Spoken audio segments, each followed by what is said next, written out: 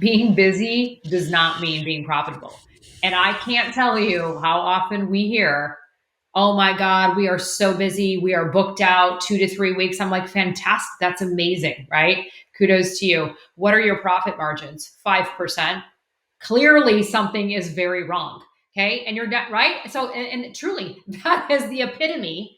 That is the epitome because I don't know what, there are almost 6,500 med spas, a little over 3,500 plastic surgery. That's just in the US. If we know that the average profit margin should be 20%, there is not a lot of people hitting that. So we know that there are fundamental problems.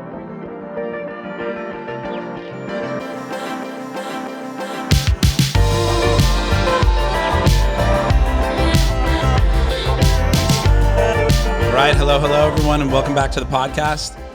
I've really been looking forward to this interview today, and actually for a number of reasons. Today, I have not one, but two guests joining me. And now both of these amazing people have actually been on the podcast before, but this time around, they're joining us together to share some exciting news. I'll spare you the long introduction, and I'll let them tell their own respective stories and kind of get into why they are now joining forces. But needless to say, they are both key players in the world of aesthetic practice management and growth. And over my years of knowing and working with them, they've also become personal friends, and they stand among the people that I respect and admire most in this industry. Please welcome co-CEOs of APX Platform, Terri Ross and Izhak Musli. Terri, Izhak, thank you so much for joining us today. Thank you Thanks so for much, having me.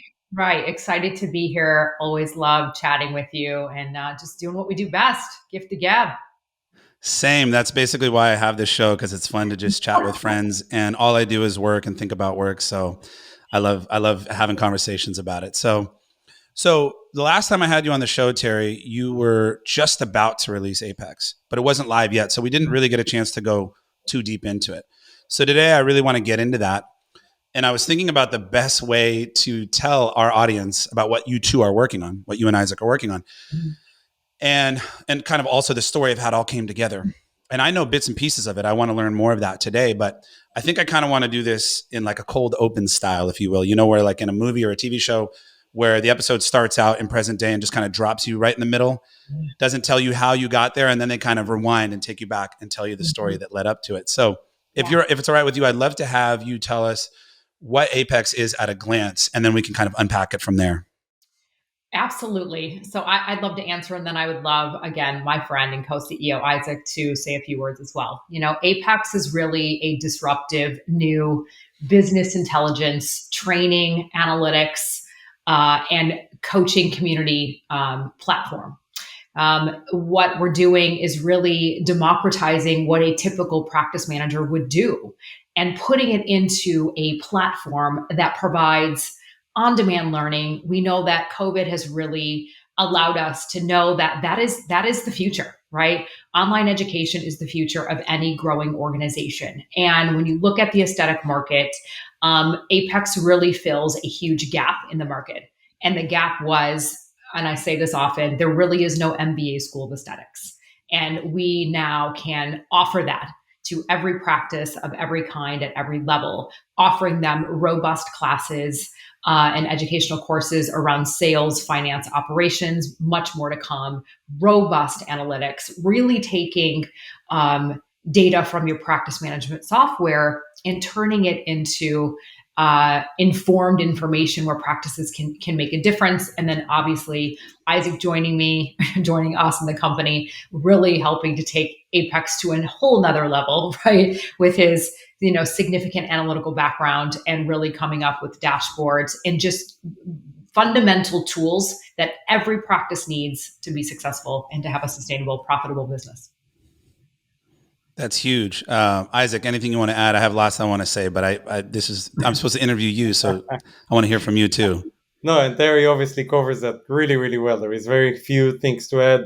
It's really the missing piece in the practices today. At the beginning, I always used to think that just data, but training and data, it's really the combination together. Just data on its own and just training on its own really not completely help the practices, and the two of them together, joining those two powers, I think that is the exactly missing piece where you can take practices to a whole different level. Yeah, I couldn't agree more. And like I said, why I said that's huge is I really do think it's unique, and it's really something that's missing. And I think it's hard for people to, maybe it's hard to unpack how much there is in the platform and what it really is and why it's unique, why it might overlap a little bit with other platforms. Again, I'm still learning about it, right? I know a bit, but I could see people might sort of think it's a little bit of this and it's a little bit of that. But as far as I can tell, there really is nothing like it. And I want to take the time today. That's the whole purpose for me of this show, is to let people do more than just the elevator pitch about their products or services. And specifically, I focus on products and services that can help aesthetic practices to either streamline workflows, processes, manage their practices better, but ultimately grow. And I think everything that APEX stands for and does, it leads to those things. So I want to give you, I really want to kind of unpack it all. But first off, I want to let you also tell us the story kind of how it all came about, how you two came together. And I'm going to spoil it a little bit here, if I could, because I want to tell you why I was so excited when I heard that the two of you were joining forces and why I thought it was such a perfect fit. Starting with you, Terri, since I met you years back, you've been preaching just full time metrics, KPIs, analytics, more metrics, and you have your famous saying, I don't want to butcher it, but you can't change what you can't measure. Is that right? Right. Absolutely. Yeah. Okay, good. And so there's that, right? And that's an oversimplification, but that's something that has always stood out to me, is you have to, from everything you've taught, is you have to know, you have to measure, and then you can make informed decisions. And I believe that wholeheartedly as a marketer in this industry. And then Izhak, I met first. So now bringing it over to you, I met you about, I think it was about 4 years ago ish. And at that time you were working on Atlas KPI. And I remember we talked about it when you came on to this podcast before, but I was so impressed and also so happy that someone is creating a business intelligence tool for private aesthetic practices. It made a ton of sense to me and was so needed, and no one was doing it. And I know you ended up having an exit there, and that platform kind of, from what I understand, fell into the hands of a little bit of a different industry. And I was secretly a little sad about that, because even to this day, there's nothing like it and it's still needed. So when I heard you two were teaming up, to be honest, I was really hyped, and it just made so much sense. So now that I've completely spoiled everything, will you tell me a little bit about, Izhak, tell me kind of how the story from your perspective, how you got involved. I'd love to hear that. So you kind of tease it a little bit with Atlas KPI, and that's really where the adventure starts. That's actually when I met Terri at the beginning. She was one of my first customers in Atlas, gave a lot of feedback when she used to run her practice. And we always had that bond, right? We always got it. There was not, I'll say there are many people in the industry that really get data, but very few really know what you need to do with it. And that was one of my challenges in Atlas. When we used to run Atlas, give it to practices, they would get excited, right? Dashboard, I can see finally all my data in one place. They would love it. And then the second thing comes out of their mouth, what do I do with it? And I'm not a practice consultant. I can run business, I can run software business, and I can run even a retail business, but definitely not a medical practice, right? And it's just not going to do to them justification if I'll give them the advices of what they need to do with it. And that was kind of like a missing piece that we always felt in Atlas that takes us down or kind of like make it harder a little bit. Later in time, like you said, we sold the company. There was an opportunity that we couldn't say no. And I even started after that medical PRM for lead management and stuff like that. And me and Terri always stay in touch. We did podcasts. We always stayed friends, right? Changed some brainstorming about different data, different things to measure and how to have practices. I think we are very aligned with the vision on practices are not maximizing their potential. And it's so obvious as somebody that understands data to see it from the side and be like, what? You're leaving so much money on the table or you don't capture everything you can. And when our ways cross and I learned more about what Terri does, and she kind of like told me about APEX and where it goes, I get very excited because obviously there is the module of the analytics part of it. And from there, it just flew completely natural about let's do something together, right? It just makes sense. It just made so much sense. She was the missing piece that we didn't have in Atlas at the time. And I think when it comes and grows as a platform with multiple modules, I have a lot of things that I can bring on from learning curves that I got experience with. So yeah, for me, it was like amazing opportunity. I couldn't say no again. I love those type of opportunities. No brainer. Yeah. Terri, anything you want to add to that as well? Yeah, I mean, I think, Isaac hit the nail on the head, but if we, dive into a little bit of, more of my background and really why APEX was born. And I think Mm-hmm. that thank you for the opportunity to tell the story, because stories and from an emotional perspective, I think that's really what is powerful about why we did it. So I've been in aesthetics, for about 15 plus years, both on the corporate side, managing Fortune 500 teams. I had a practice in Beverly Hills. Obviously, Max, that's where you and I met and got to know each other. Right. And that's where I also met Izhak. So this is now back in 2013, 14. And so I really like to think of myself as a really a practice consultant that has tangible, practical experience, right? I've really done it all on every side. The corporate, I've had a medical spa that I scaled quickly in a very competitive market. I have 20 years of sales background from all of my history. And, when COVID hit, I was hit with a challenge of really looking at Terri Ross Consulting and saying, how am I going to impact more people? Right? How can I scale and how can I help more practices, which was going to be hard to do. And our Terri Ross Consulting business went up about 70%. And to Izhak's exact point, that these practices were not maximizing their profitability. They were, in fact, losing money, losing staff, not making money, not knowing what was profitable, not having the right onboarding and training in place. And I met a friend who was a private equity guy, and he said, Terri, you can't scale this way. Let's take what you do. Let's take what's in your head and in your team's head, and let's put it into a platform and like shake up the industry and really give them something that they've never had before. So, for me, it's our baby. I'm so proud of what we're able to do to impact aesthetic practices across the country. And again, Izhak and I, like you said, we have been great friends. I've always respected and loved what he's had to do. And he also said it, data is amazing, but it's not amazing if you don't know how to interpret it. And so we want to close that gap and provide all of the education around why do you do it? How do you do it? How do you take this data? And then how do you make a decision that can exponentially grow and move the needle? And we've proven that. So I think together I'm just so elated. And again, thank you for the opportunity for us to share our story with you and how we can help so many people. And that's really our mission and our vision as a company, is to really impact lives and practices with the tools and the resources and the education they need to make the best decisions. I love it from that perspective of helping you to kind of peer into your business in another dimension, and then all the dimensions that you can measure it by, and then giving you the training and the coaching you need to then figure out what you can do with that and really figure out which of those things are going to move the needle. That's really such a challenge, and it seems so simple, but it's such a challenge. And we see practices really reeling, or just, we also have a unique industry where the key producers are also the, the managers and the CEOs. And so it's very hard. You don't get to spend all your time. And we talked about this when you came on to the show before, Izhak, how there's definitely a trend of more administrative focused leadership coming into practices.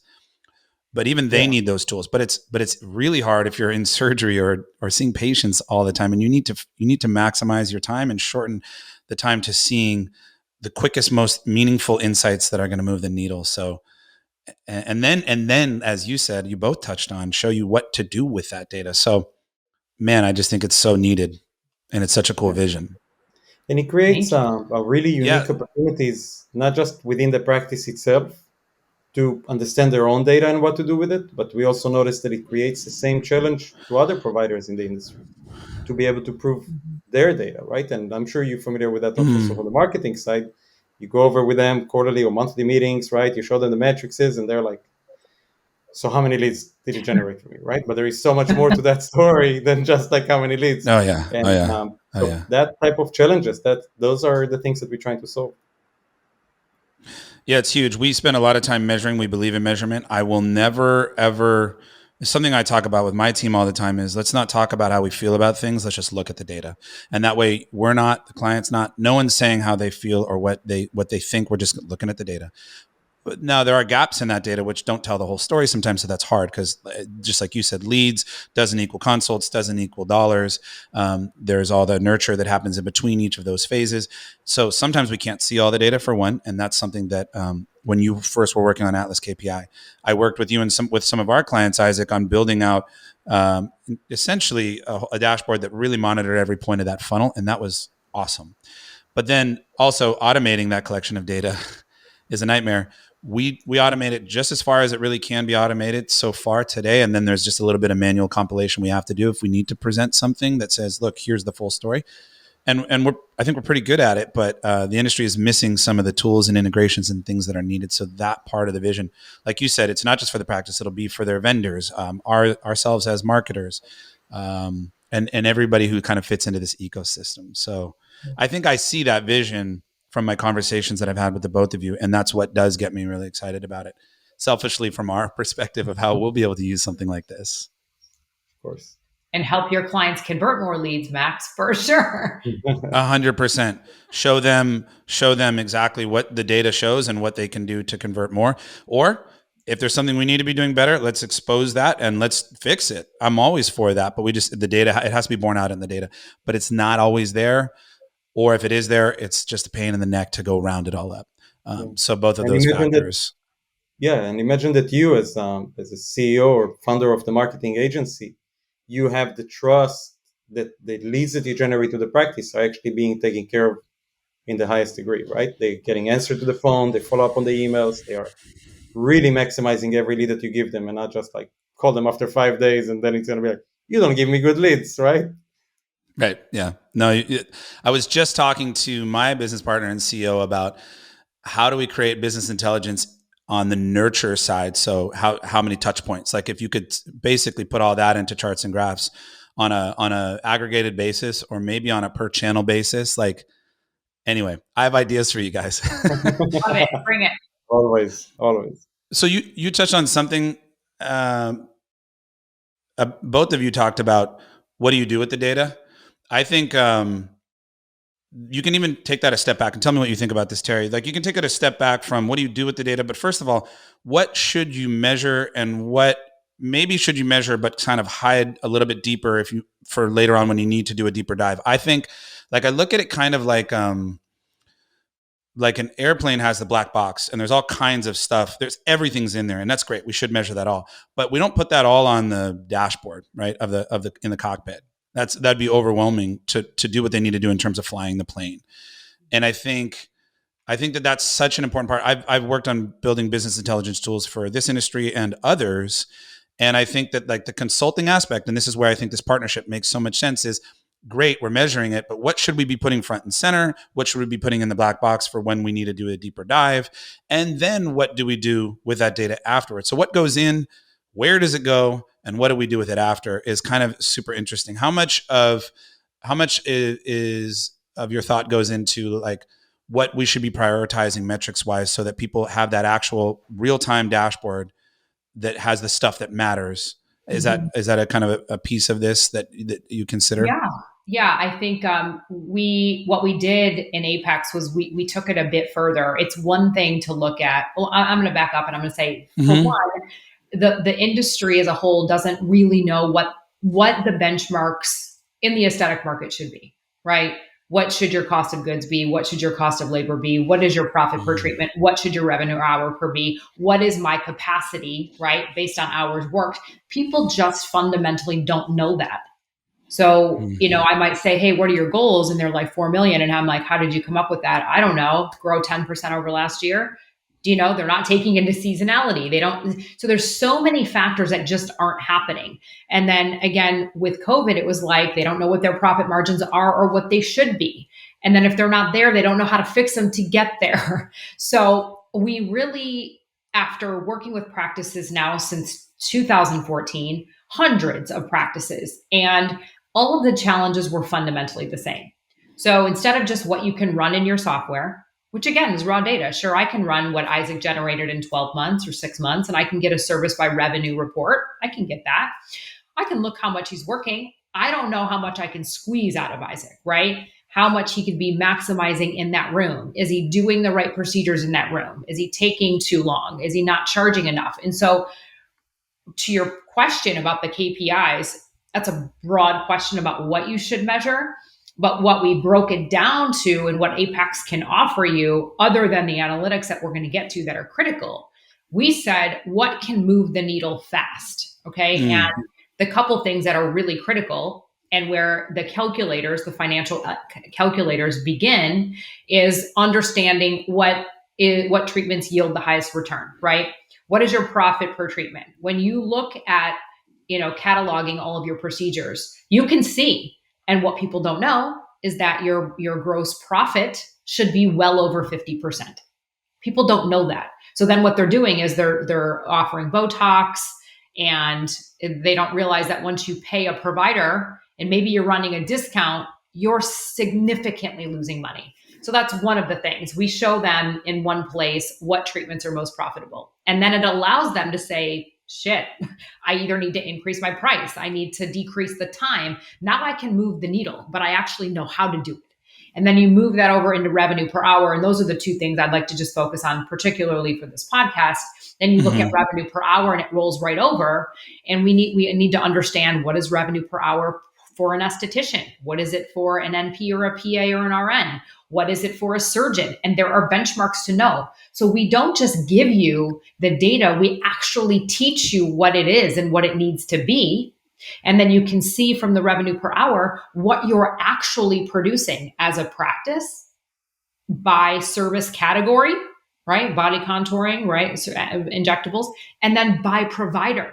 Now I can actually coach. So if I see that, Izhak is the nurse practitioner generating $450 an hour and he needs to be around $650, we have a problem.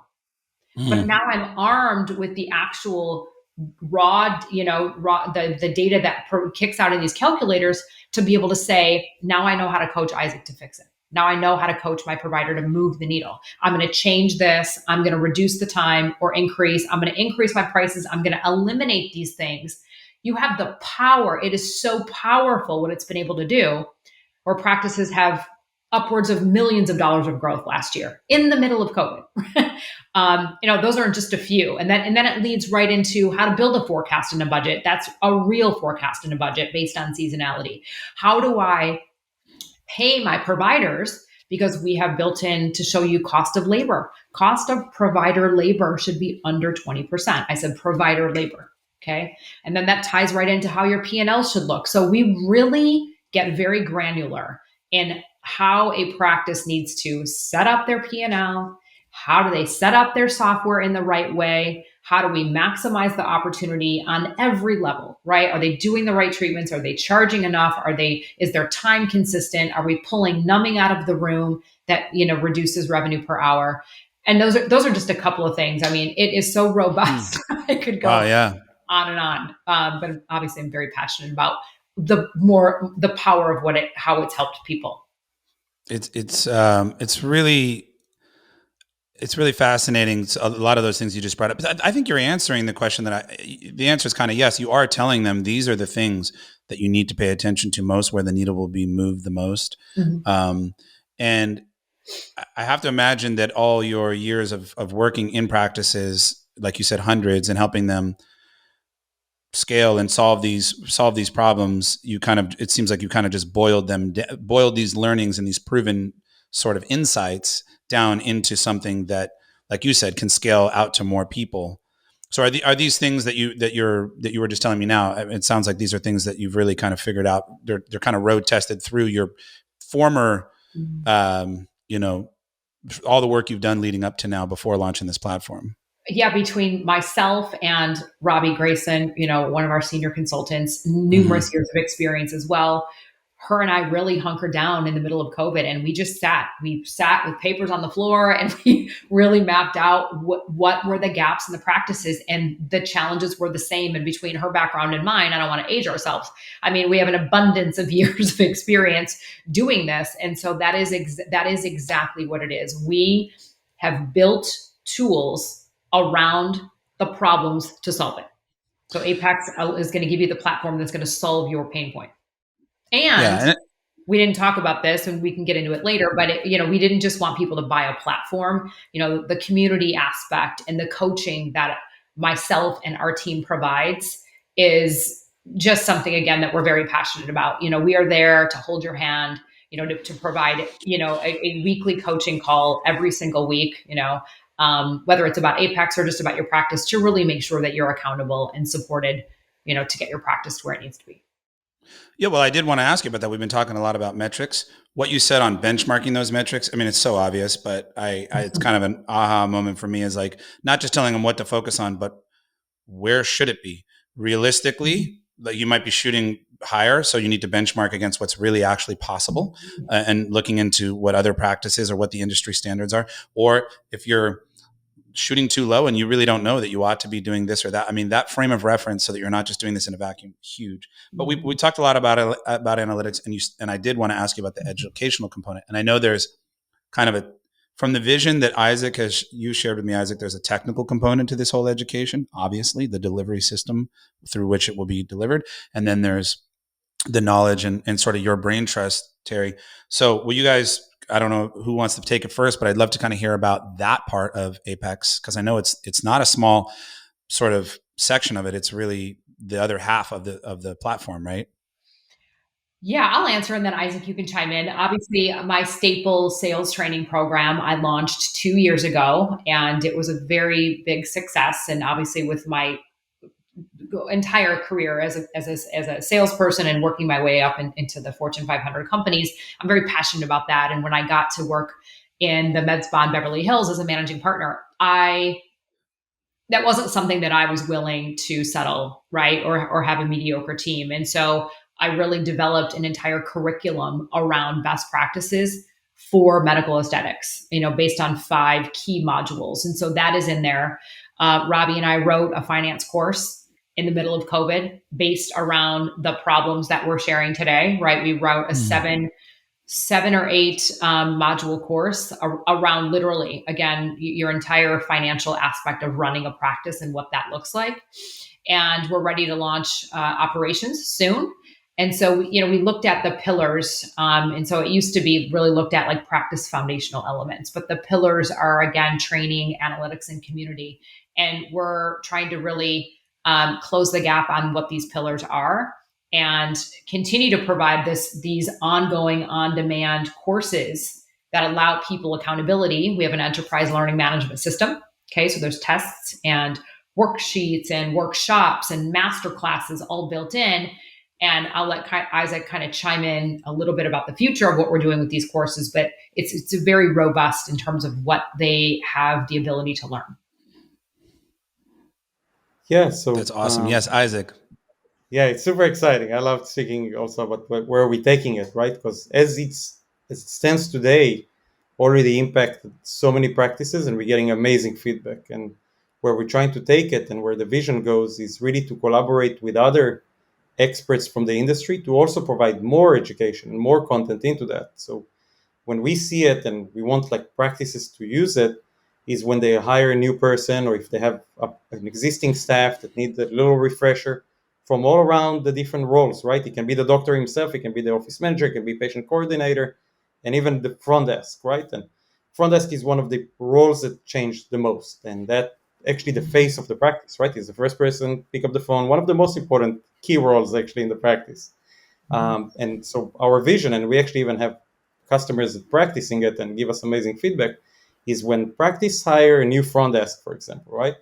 Before the front desk come into the practice and start to answer the phones, before they are completely ready to be trained and know how to handle different type of questions, they're actually going to start their training when they're still at home.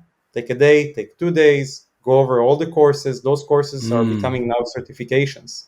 It gets a seal of approval. They're going to need to pass a test that actually prove that they understand the content that was generated, whether it's by us, our content, or whether it's content that was generated by our partners, right? So if they're using multiple tools, our vision is that the course is not going to be just what we teach them, but also the other tools that they are using in the practice, and from their own role that they were hired for, what is relevant for them to know about that tools. And so then when they come to the practice, there is really minimal amount of in-person training that the practice need to invest in them before they can really be on top of their game and perform just like everybody else. So it's make this standardization of training. Everybody is on the high performance from education, and again, refreshers as often as they need And that's kind of like, that's really where we're taking all those courses, and it's amazing amount of education. It's a well of education. I love that. The COVID aspect, like you said, people can start the training from home.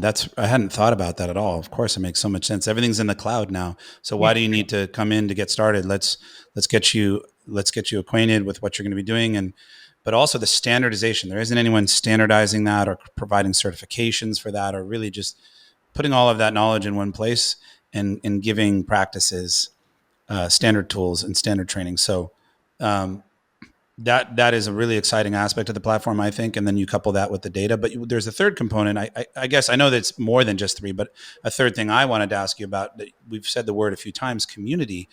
And I want to hear what you mean by that. I think I know from things you've told me, but I'd love if you would tell our audience here a little bit about what the community aspect is. No, thank you. I think anyone who's ever seen me speak or knows me, and my team knows I'm very passionate about people and helping. I mean, that is really the ultimate goal of what we do. And I would not be where I am if it wasn't for everybody believing in me and supporting us. So the community piece is really important for me. That myself and Izhak and our team has the experience in the aesthetic space, and our community is a huge aspect of what we're doing. And that community piece is that, as it stands today, which will be changing a little bit based on feedback, but every Tuesday, at 9 and at 12, we do group coaching calls where practices have the opportunity to join in, every single Tuesday, whether it's about a topic that is, on their mind or something that we're teaching. But what I love is that they not only learn from myself and my team, but they learn from one another. We have a Mm. private Facebook group that's a very exclusive group. We teach 2 additional master classes in the month. And so we are I know my people wouldn't like me to say this, but even, while we're a platform, I am a very high touch. We are a very high touch company in the regard that we are here for you, our customer service. We're here to support you. We are here to make sure that you are successful. Again, whether it's using our tools, which we want you to, right? But using them correctly. And more importantly, being there to support you on the journey, right? Not Yeah. just, on the journey of your practice. And so we're super proud of that. And, I love our tribe. That's what I call our people. I think it's so important. Again, taking it back to COVID, a lot of advantages, the convenience of doing things from home, but we do miss that community. So having that community and, any way that we can kind of feel like we have a team, or we're a part of a team, or a part of this larger something, super important. And that support is so necessary for something like this. So to learn from others, like you said, what are you Yeah. doing that's working? And that kind of mentorship and sort of helping each other is really cool. So I love that that's a piece of the platform, because I do feel like that's always been a piece of what I've seen you, with all the content you put out, Terri. So that's really cool.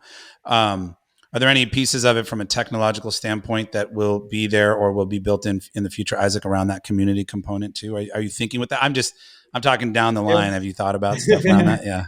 Yeah, Yeah. well, you're assuming right. We also enhancing that module, and yeah, we're looking to offer better benefits to the Apex users within our partners and help our partners to get more exposures. We're really picking our partners one by Yeah. one, kind of like handpicks, really the top people, right? And the top providers that really care about practices, that are not there just to charge and do whatever, right? That really want to help them to grow, really want to give the service that we believe that practices should get. And we want to help to connect all of those dots. So among the ability to share knowledge and share challenges, we also want to create this community with live events and put everybody together, partners, community, partners, industry, practices, everybody comes together really on the virtual side and also in the physical world. That's Yeah, really well, I think it's really cool what you just said about connecting those dots, because I do see Apex as a platform that connects a lot of disparate pieces that there isn't really anyone doing. As I mentioned kind of earlier, there's like maybe overlaps here and a little bit there, and someone's kind of doing this. And you see this in software. And I think usually it means that there's a gap, right? That there's an opportunity that someone hasn't quite just said, I'm going to be the best. We're going to be the best at this thing. And it can connect many things.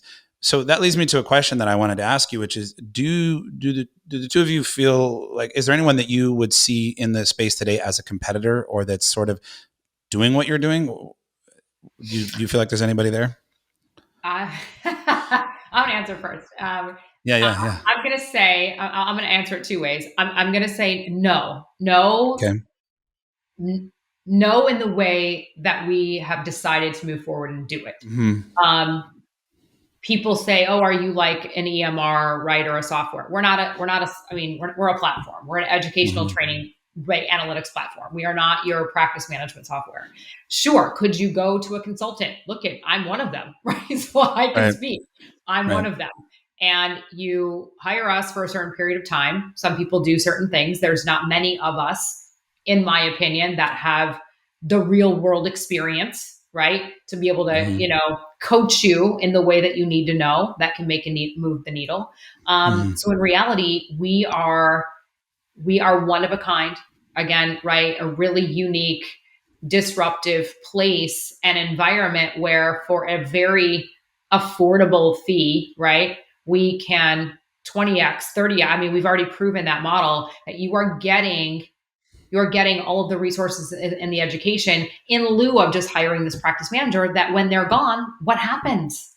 There's no pull through, there's no Right. follow through. And now staff leaves, to Isaac's point, and then you onboard new people. And then what do? The execution piece, and we've Start all seen it. over again.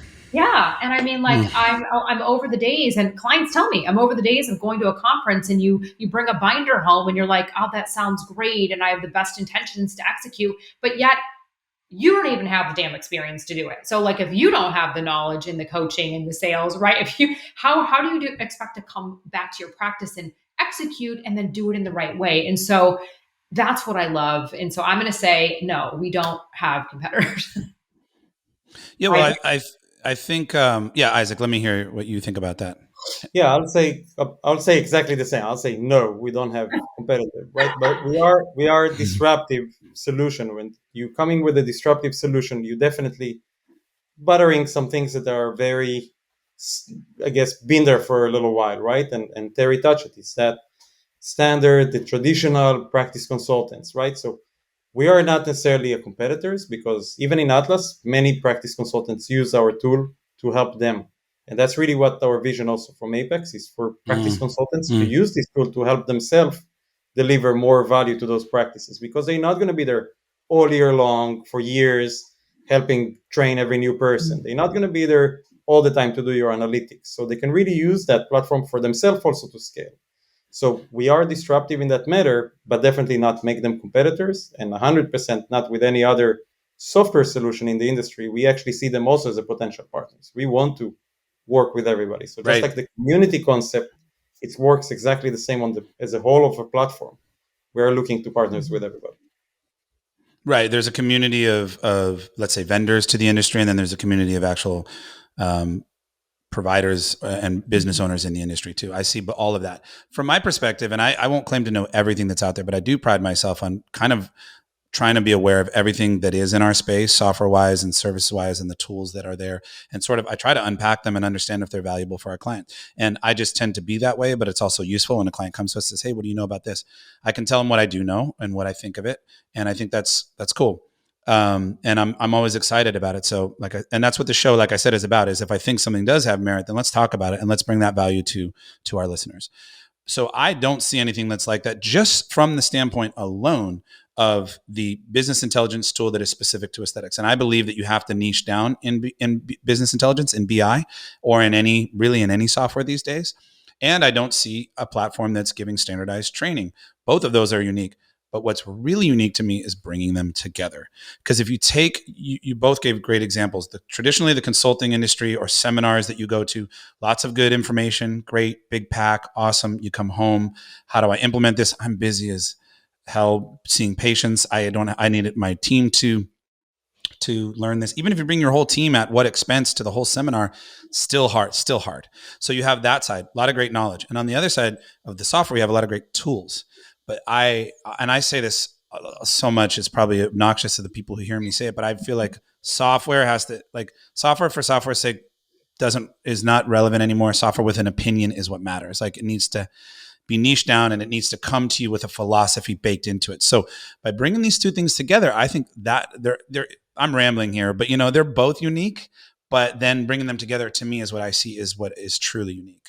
So I don't know if you agree, but I don't care. That's how I feel. I'm just No, kidding. you hit it all. And I love No, it from your perspective. I love it from your perspective because you're on the marketing arm, right? Which right. is Yeah. we all go hand in hand, and you hit the nail on the head. You're exactly right. Yeah.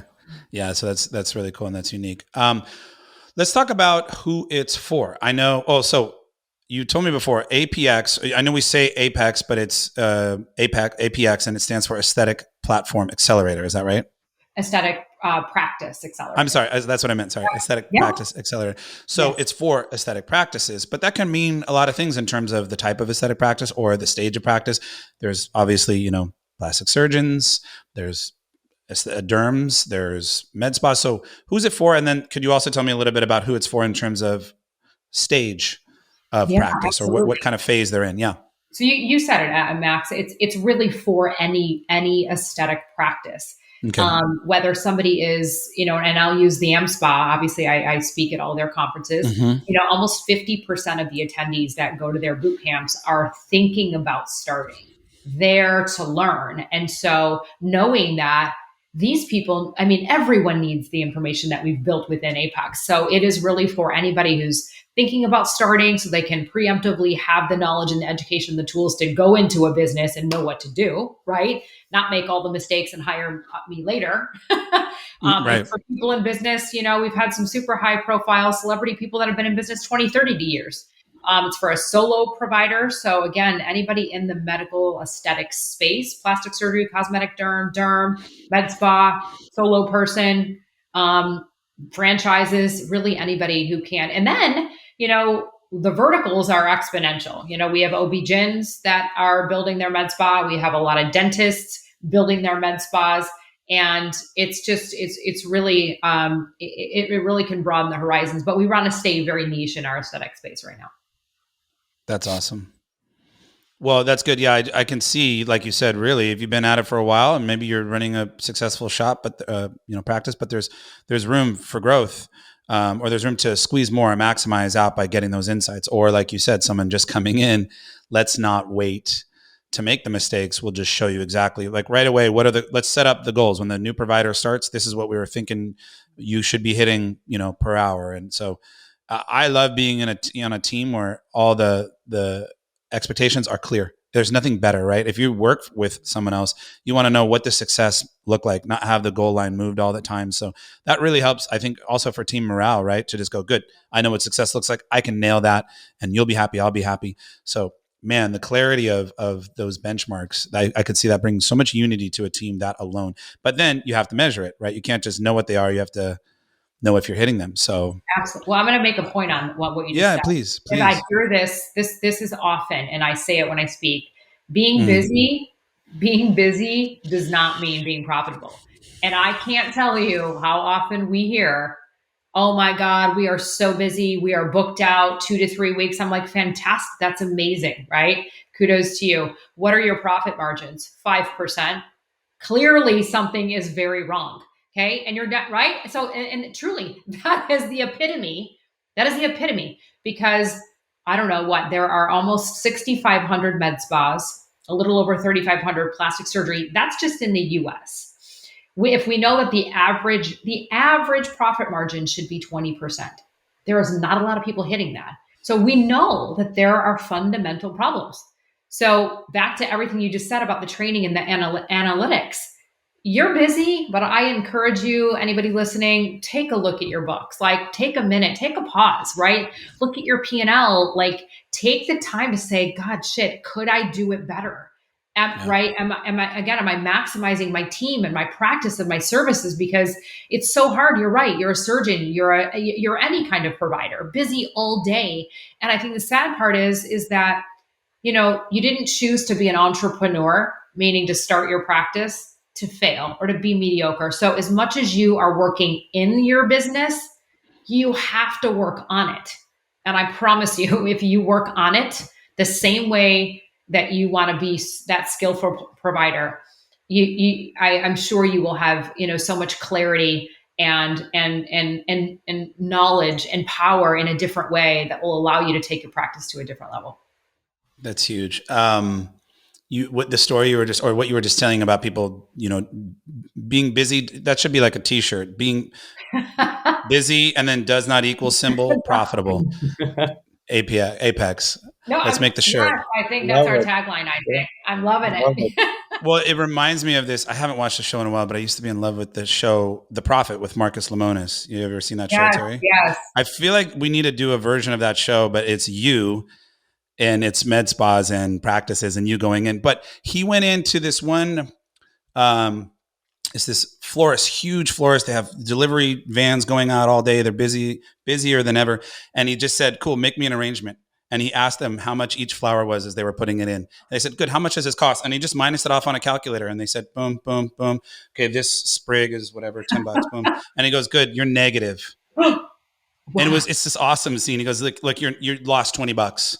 And that just went out the door. And they're like, they're cash flowing, right? So it feels really good. Yeah. But Yes. and Yeah. he's yeah. So that's why I feel like we need the Terri Ross Profit Edition, where you go in and show these people busy does not equal profitable. I think that's so important to understand, and you can get caught up and lose sight of that. So you do Yes. need to pause. You do need to zoom out, and you need the help and the tools and the technology and the knowledge to do that. So again, that's why I'm not just BSing when I say I'm really excited about this. These are things I think about a lot, and we talk to our clients every day. Every day, the conversation goes past marketing to some degree or another, right? It just does, because it can't end there. And there's so many things like this that I see that we need better tools for. So this Yeah. platform is exciting to me in that regard. Isaac, can you talk to me about like integrations? Obviously, you said your connect. We talked about this earlier. Your connection point, and there's obviously data from other places. Is that is so important to getting the full picture? Is that a focus of yours in your role? So yes, we are. I'm going to speak to you. I'm going to already going to shed a little light on what's coming very soon. And by the Okay, time probably people listen awesome, to this podcast, it's going to be like maybe even there already, but if not, really close to that. So on top of good. the financial and operational calculators that we have today, we're also adding another layer, which is very similar to what we used to have in Atlas KPI. It's a business intelligence dashboard. It's a visualization, right, where people can recognize trends, compare time over time, and really see it. And we're going to take it to the full yard, right?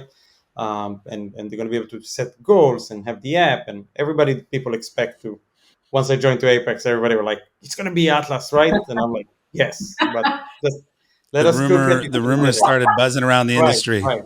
Now, one of the things in Atlas that really slowed us down a lot was actually integrating with EHRs. EHRs are very open systems today, and data can be flowed in so many different ways. So when you ask practices, what's your revenue, you can get many different answers.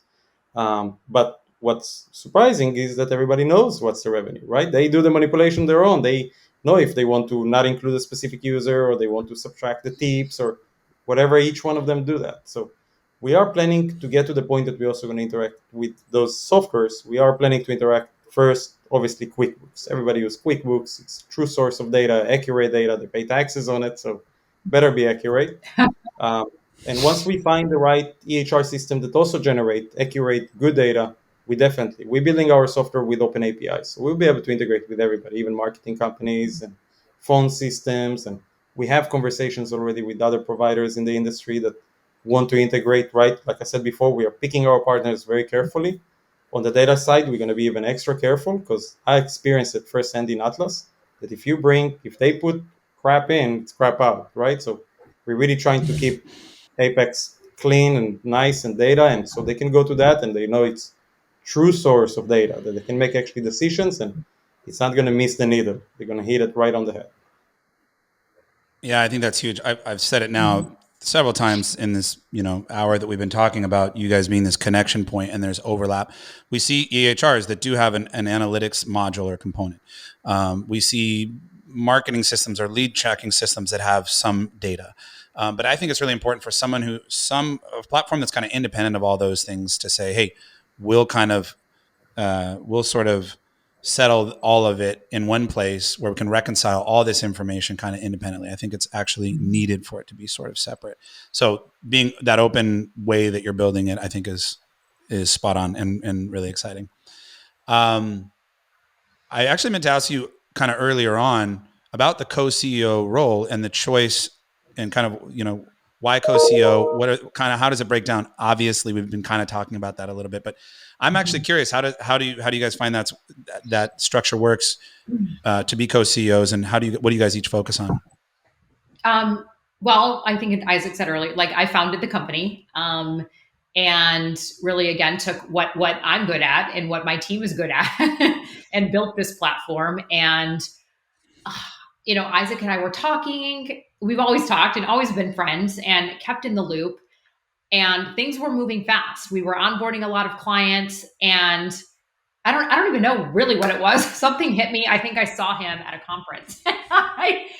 I was talking to our lead investor, and I am like, we are in it to win it. Like this is we're making massive change in the industry, and I need someone like Isaac. Right? Yeah. I wanted to take Apex to the next level, and there's nobody better for me to partner with that I again respect and admire, who has the brilliance and again the success, and I can speak because again, I was one of his first Atlas clients. I know what that data was, but to his point, I also knew what the other piece that was missing and what it needed. And I called him up one day, and I was just like, "Hey, I'd love for you to like join me as co-CEO. Like, are you in?" And it look at it was sort of a love at first sight kind of thing, I guess. Yeah. That's super cool. Yeah, many Isaac, what was people that like for you getting that phone call? Yeah, well, I was, like she said, we've been friends forever, and I knew Terri's skills and strengths, and always saw that. I always thought in my head, like, oh, if Terri was running as consultant at the time we had Atlas, we should have partnered, right? But it wasn't the case at that time. Cool. But so when that came around, it was almost natural fit, right? Even the people that knows us, that used to be Terri's customer, used to be my customer, and we have a lot of those mutual. They say it's a yin and yang, right? And I think it works the same way when we also running the company, operating it as co-CEOs. There is very natural areas where I feel comfortable, and very natural areas where Terri's feel comfortable, and we know each other for so long that we respect each other's on strengths and weaknesses, and it's really complementary. It's not like stepping on toes or anything like that. Everybody have their areas where they can really bring it's a team effort, right? And it's not just me and her. Of course, there is a full team behind us that also everybody brings their strengths into the picture. And I think that's it's just natural. It's the right way to do it. Yeah. Yeah, it does feel that way to me. And I guess I kind of really didn't, I said at the beginning that there was news, and to me it's maybe not super new. It's been a little while since you've joined, Isaac, but it's still, I don't know if everyone knows. And I think that is really the news that I was referring, is the fact that you teamed up, I think is really exciting. And I think it's, like you said, you're in it to win it, Terri. So you're bringing in someone like Isaac. There's no more perfect person from my perspective too. I'm one of those people that's seen the both of you from different vantage points in the industry. And then when I saw that, I went, oh my God, I wish I thought of that. Perfect. Like, perfect partnership from my perspective. So also, I guess also exciting news and even more fresh is I know, Terri, you just successfully closed your seed round. So first off, big congratulations on that. That's really exciting. Thank you so much. Thank you so much. There are no words. Like, I am so humbly and elated about the opportunities, and more importantly, just, the people that are backing us, that are supporting us, and who our advisors are. I couldn't be more proud. It's exciting. And that probably means, exciting things ahead in terms of all the ideas and now your ability to move forward and do those things. So I'm looking forward to seeing what y'all do with it.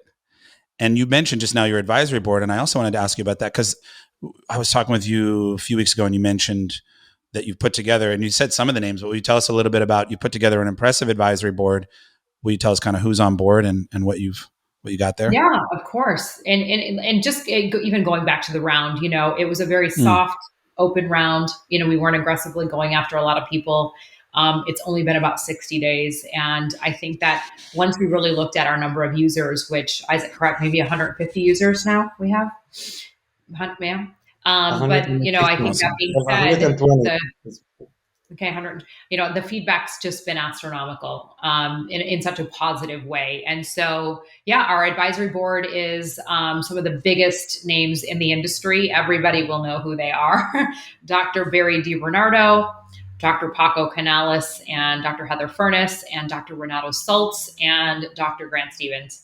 So listen, we have a powerhouse No team, kidding. No kidding. powerhouse team. And I really hope that, it helps us feel like we're not trying to sell something or make people believe in something. I mean, we have it backed and supported by, again, the best in the industry. And Right. we're really so proud that that speaks volumes about what Apex can do for everybody. Yeah, Yeah, it Isaac. definitely does. Yeah, Those are incredible endorsements. So again, congratulations on that, and thank you. congratulations also on Thank the you so round. That's no small feat, and obviously takes a lot of faith in what you are doing to have those people join and to have your round oversubscribed. I think you said so. That's Yeah. yeah, big congratulations. So we kind of already talked a lot about what's coming, but Isaac, I know. Well, I want to hear from both of you on this. I know that you're already doing a lot with Apex, and I know, but in terms of the grand vision that you have for it, it's kind of just the beginning. Can you tell us a little bit about kind of, in a word, what's next, and then kind of what's the long term vision for the platform? Yeah. So yeah, we touched it here and there, and I think that that's kind of like Mm-hmm. more for the short term, right? And we're going to work our way Yeah. through the longer term vision, and we're going to work it with our advisory board with more feedback, obviously, from users. But for the more short term, of course, start to generate a lot more educational content. We want to turn those certifications, Mm. standardization of training, all practices should really perform, starting from the team, starting from the front desk, all the way to the doctor.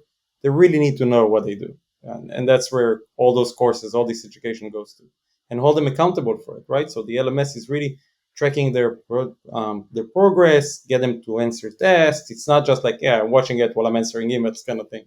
It's really, they really need to understand what they watch and the materials. For those who On the don't know, data, will you back up and just will you explain what you mean by LMS? Because I do want to unpack that. It's not just, hey, we've got a bunch of information, but there's kind of a structured way that people learn, and you can see them advance through the curriculum. Will you tell us a little bit about that, what you mean when you say yeah. LMS? So LMS is really it's a standard platform, so it's a learning management software. It's a standard way to go through videos or content. Normally, it's virtual, right? They go during that. It's very interactive, so they watch a video. It can be short, it can be a little longer. Then they get a little quiz to continue that education, and at the end of it, there is like a test.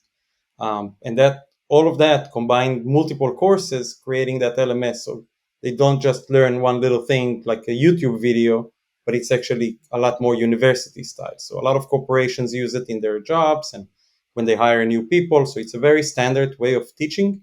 And that's really what we're working to grow, right? The LMS of this industry, really. That's kind of like the big vision of that aspect of that education, the training module. On the analytics, as you know, we have the calculators. We're building the dashboard. The dashboard is the sky is the limit to where that can go. When we reach to the same level where Atlas used to be, I'm going to be a happy camper because we used to continue get, of course, more feature requests, but our customers loved it. It was addictive, and people love it. Individual dashboard to the different providers inside the practice, so they can see their own performance, setting themselves goals. It's almost a motivational data tool. And then the community, we talked live events, really putting the industry together, the best people of the industry together with the Apex user, connecting all of that kind of like within the meetings and also side meetings, and in the virtual world, sharing the knowledge, sharing the challenges that they're going through from different aspects, right? I think that cosmetic derms and plastic surgery, they have so much in common, but they also experience different challenges and they can learn from each other. Everybody can learn from each other. Nobody is master of everything. And that's what we're trying to create, right? The master of everything practice needs to know. Create this foundation of education, data, something that they can thrive and their practice can really grow. And so when they have the dream of taking over a state or open 100 practices, it's feasible. It's not just illusion, right? Mhm. That's cool. That's a really cool vision, Terri. Longer term, I mean, you guys are already that's so much, right? So much value building these kind of those. We talked, I guess, sort of boiling it down. I know there's more to it, but the analytics, the training, the community. I think one thing to add to Yeah. what we're excited about, and I can speak from it too. I started off in my aesthetic career with Medicis, right? I was the West Coast director for about 4 years and was recruited to Zeltique, and which is obviously now Allergan and Cool Sculpting. But where I'm going with this is that we know that all of these amazing, right, medical device companies have fantastic lasers or retail or, an injectable. And we are such an agnostic company that we know selling a box, right? Selling this laser for $200,000 doesn't just cut it, right? Back to really literally connecting the dots. The connecting of the dots is in, and you'll hear me say it, the marketing is a moot point without the understanding of how to convert it, right? Just buying a laser for your office and having it sit there gather dust is a moot point if your team can't convert it in the consultation process, can't talk about the features and benefits, can't build a long-term plan. We really are that hub to make all of those external things, your branding, your marketing, your lead gen, your social media, your new equipment, all that shiny stuff is amazing and every practice needs it. But you need the fundamentals first. Let's go back to the basics. Let's go back to the basics and realize why you got into this in the first place and say, wait a minute, let me understand before I go run out and spend 300 grand. Can I afford to do it?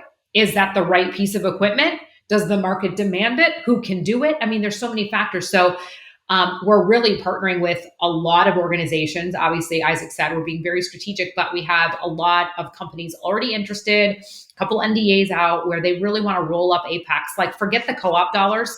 Well, who cares about marketing co-op dollars, right? That's, again, we're still missing the point of the foundation of the practice. They want to roll up APEX into the sale, right? So that now every one of these companies is empowered to give these practices greater resources that they need, right?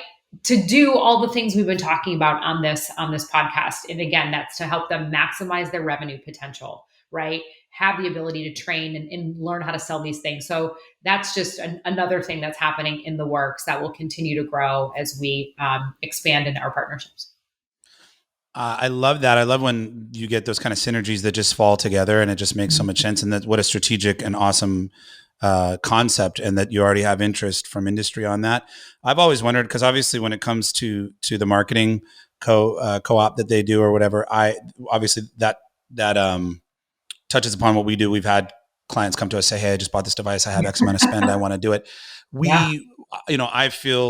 I generally feel like we're guiding them right, but it's all about where and how do you spend those dollars. And I often wonder if it's really the right investment for the box seller, let's call them, to be putting that money in, because it can easily be converted into nothing. Right. And it's not a guarantee that you're now going to, I'm sure that it does help, just being transparent, the sale, because you go, okay, I'm going to have something to market this so that's going to make me feel good. But does it really work? Is it enough? Right. You really need a sustainable plan, and you need all the information and tools that you're providing. So that's, again, such a natural fit. And I love that long-term vision for how APEX can fit in with the whole industry. Honestly, I could sit here and pick your brain forever. I should probably let you guys are doing big things with APEX, so you probably have other things to go and do. But we'll do it all again sometime. And Terri, you were giving your background there, and I didn't really give you a chance to talk about that. But I feel like everyone kind of either knows that, or you came on the show before and you had a chance to talk about it. But obviously, all those things that you mentioned, from those insights you have from being a part of those really revolutionary companies in our industry, Medisys, Zeltique, is another huge part of this, the 360-degree view you have on the whole industry. So that's, I think, really unique. But again, I ramble. If people want to know more about APEX, where do they do? Where do they go? What do they do? Well, a couple things. Obviously, you guys can always, I encourage you, I invite you, please follow our Instagram. It's Terri Ross Consulting. You can go to our APX platform. It's apxplatform.com. If you are interested to learn more, to see, our team, listen, first and foremost, we want to learn about you. So, you can schedule a live demo with our team. We really take the time to understand your needs and then show you how APEX can support you. So again, that's apxplatform.com. Again, you can reach out to us personally, Terri@terriross.com. Izhak is right. Izhak, go ahead. What's your info? APXplatform.com. So IZHAK. It's spelled always a little different, right? Most people I was just going to spell it out for the first time. Yeah, you can. There's certainly enough great things. Again, a lot of testimonial videos, a lot of information on our Instagram page and on our website as well. So thank you, Max, so much for the tremendous opportunity, for us being friends, for everything that you do. Izhak, again, always so grateful to be supported and surrounded by brilliant people to make change in the industry. And thank you for letting us tell our story. Yeah, Of thank you so course. Thank much. you so much to both of you. Yeah. Thank you, Izhak. Thank you, Terri. Thank you for coming on. Like I said, I have a great deal of respect for both of you. Thanks for taking the time to share with me and our audience what you're doing. I want to check in on again, with you soon, both personally, but also back on the show, maybe when there's more news to discuss, which it sounds like there's going to be a lot of. So everyone you heard, check it out you definitely want to at least go set up a demo and learn about it and figure out how it fits in for you. But you can kind of tell from here, from everything we just said, like it really, if you run an aesthetic practice, this applies. So check it out, apxplatform.com. And thank you again, both of you, so much for taking the time to do this. We'll do it again soon. Take care, and we'll see you on the next episode. Thank you so much, Max. Take care.